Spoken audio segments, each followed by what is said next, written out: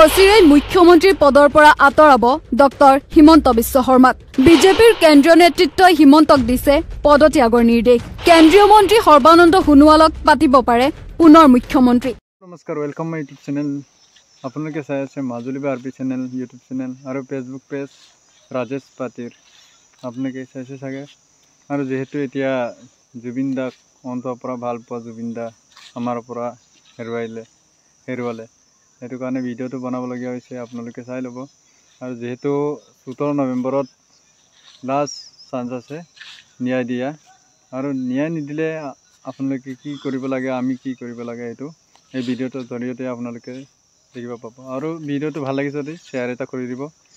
ভিডিঅ'টো এনেকুৱা আপডেট পাবৰ কাৰণে আপোনালোকে চেনেলটো ছাবস্ক্ৰাইব কৰি বেল আইকনটো দবাই দিব।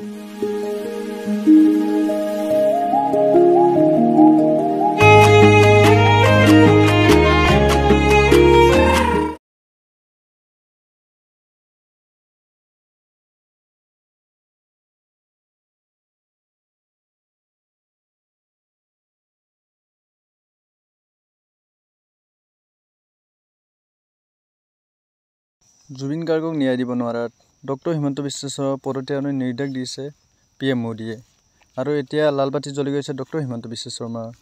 আমাৰ জানিব পৰা মতে ডক্টৰ হিমন্ত বিশ্ব শৰ্মা আসামত থাকিলে আমাৰ 26 চনৰ ইলেকশ্যনত বিজেপিয়ে ভোট নাপায় বুলি চবে মন্তব্য কৰিছে। আৰু এইটো কাৰণত লালবাতি জ্বলি গৈছে ডক্টৰ হিমন্ত বিশ্ব শৰ্মা। আৰু PM মোদীক দিল্লী লগ কৰিব যাওঁতে লগ নকৰিলে PM মোদীয়ে। আমাৰ জানিব পৰা মতে ডক্টৰ হিমন্ত বিশ্ব শৰ্মাই যেতিয়ালৈকে জুবিন গাৰ্গক ন্যায় নিদিয়ে তেতিয়ালৈকে আসামত ভোট নাপায় বুলি চবে মন্তব্য কৰিছে। আৰু বিজেপি নেতা PM মোদীয়ে ক'লে হিমন্ত বিশ্ব শৰ্মা যেতিয়া আসামত থাকিব তেতিয়ালৈকে ভোট নাপায় বুলি চবে মন্তব্য কৰিলে।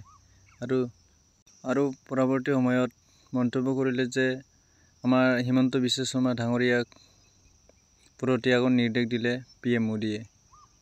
আৰু আসামত পুনৰ আহিব আমাৰ সৰ্বানন্দ সোণোৱাল ডাঙৰীয়া। যদি আমাৰ ডক্টৰ হিমন্ত বিশ্ব শৰ্মা ডাঙৰীয়া আমাৰ আসামত কিবা জুবিন গাৰ্গক ন্যায় নিদিয়ে তেতিয়া নেপালৰ দৰে হ'ব নেকি?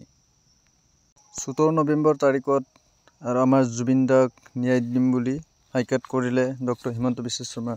আৰু ন্যায় নিদিলে আমাৰ 26 চনৰ ইলেকশ্যনত ভোট নাপায় ডক্টৰ হিমন্ত বিশ্ব শৰ্মা।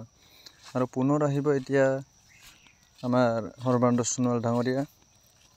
17 নৱেম্বৰত আমাৰ জুবিন দাক হত্যা কৰা মানুহকেইটাক কালপিতকেইটাক ফাঁচী অৰ্ডাৰ দিব বুলি জানিব পৰা মতে আমাৰ হিমন্ত বিশ্ব শৰ্মাই মন্তব্য কৰিলে।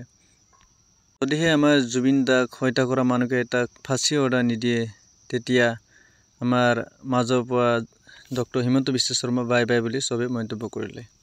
আৰু ইমানতে ভিডিঅ'টো সামৰি দিছোঁ। আপোনালোকে ভাল লাগে যদি শ্বেয়াৰ এটা কৰি দিব, আৰু চেনেলটো ভাল লাগে যদি ছাবস্ক্ৰাইব কৰি বেল আইকনটো দবাই দিব। ধন্যবাদ। Bye bye.